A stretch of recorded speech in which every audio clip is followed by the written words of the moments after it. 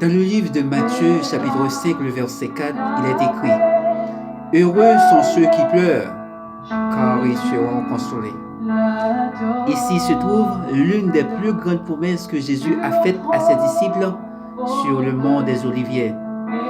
Et le livre de l'Apocalypse, le chapitre 21, le verset 4, nous donne une garantie formelle, nous donne une certitude absolue en ce qui a trait à cette consolation tant sublime que Jésus a promise. Il est écrit, il essuiera toute larme de leurs yeux. La mort ne sera plus. Il n'y aura plus de deuil, ni cri, ni douleur, car les premières choses ont disparu. On est à même de faire ce constat à travers le monde. Partout, c'est la guerre. Partout, c'est la douleur. Partout, c'est le deuil. Mais la Bible nous promet qu'un jour, tout cela disparaîtra. Aujourd'hui, notre famille est en pleurs.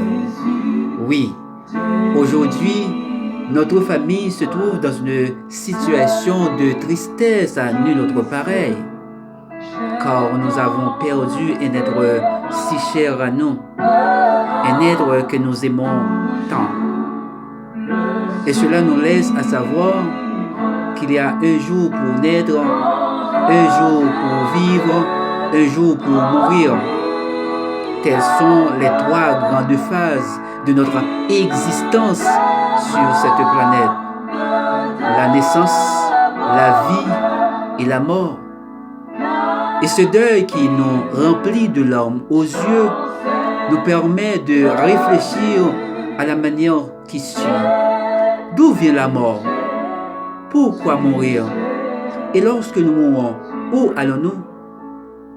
En enfer? Au purgatoire? Au paradis? Telles sont les trois questions super essentielles qui doivent inévitablement préoccuper notre esprit sans tenir compte d'aucun aspect philosophique. Et selon ce que dit la Bible, l'homme n'a pas été créé pour connaître la mort. Mais en effet, il a été créé pour vivre éternellement. Alors par contre, la mort survient en ce monde à partir du péché de nos premiers parents en Éden qui ont désobéi à la loi divine. C'est pourquoi dans Ézéchiel chapitre 18, le verset 20, il est écrit « L'âme qui pêche est celle qui mourra ». Cela peut sous-entendre que le péché est l'origine de la mort. Et en ce qui a trait à notre lieu de destination après la mort, la Bible reste claire sur cette question. La personne qui meurt ne va ni en enfer, ni au purgatoire, ni au paradis, mais elle va tout simplement au tombeau. Là, dans sa demeure, elle ne fait qu'attendre le jour de sa résurrection pour pouvoir comparaître inévitablement devant le tribunal de Dieu pour rendre compte de tout ce qu'elle a fait durant son passage sur cette terre.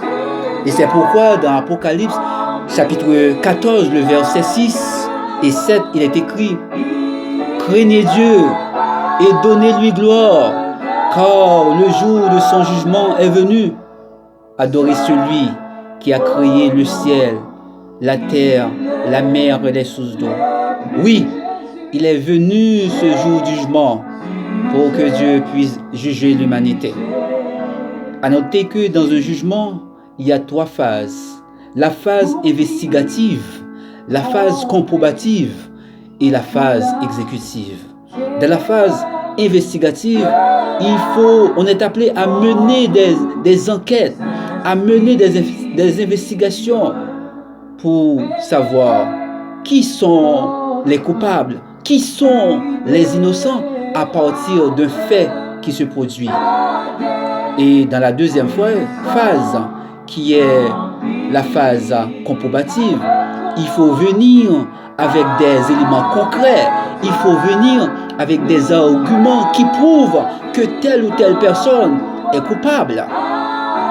Et dans la phase exécutive, c'est la sentence qui est prononcée. Dans Apocalypse chapitre 7, le verset 1 à 8, l'apôtre Jean parle de 144 000 personnes qui sont sauvées.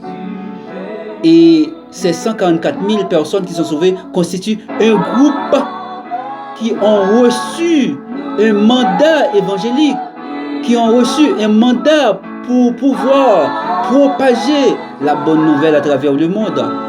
Mais dans Apocalypse chapitre 7, le verset 9, l'apôtre parle d'une grande multitude.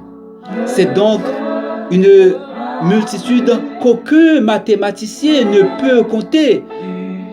Aucun mathématicien de ce monde ne peut compter cette grande multitude. Pascal Blaise, le grand Pascal Blaise de la France, le grand Pythagore de la Grèce ne pouvait compter cette grande multitude. Alors, préparez-vous. Préparez-vous alors. Préparez-vous comme moi, je me prépare pour pouvoir faire partie de cette grande multitude que l'apôtre Jean a pu décrire dans ses visions. Une grande multitude en route pour la Nouvelle Jérusalem. Et je tiens à vous relater que les personnes qui feront partie de cette grande multitude sont celles qui sont lavées dans le sang précieux de l'agneau, sont celles dont les péchés sont confessés et pardonnés. Que Dieu vous bénisse tous. Amen.